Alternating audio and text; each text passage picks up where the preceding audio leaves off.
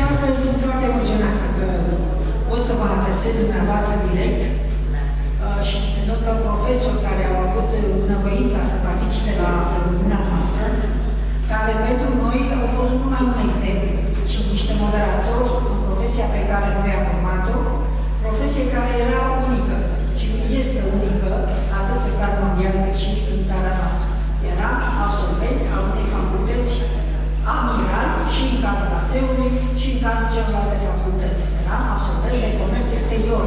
și noi am reprezentat această țară cu mândrie prin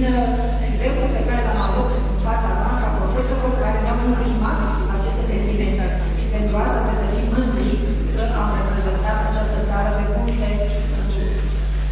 multe țări și în multe alte ocazii.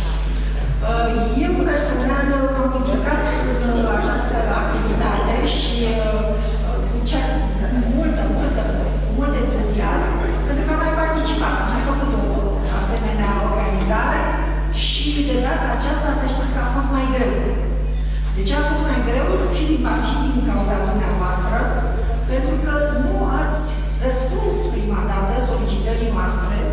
și a trebuit să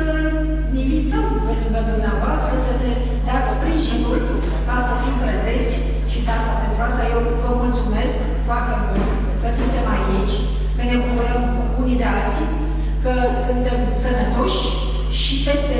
50 de ani următorii, o să facem 50 de ani, să fim la fel de veseli, la fel de entuziaști, alături de profesorii noștri, cărora le mulțumim că sunt alături de noi și toți care sunt de față să vină și cu colegii și ceilalți colegi. Vă mulțumesc pentru participare și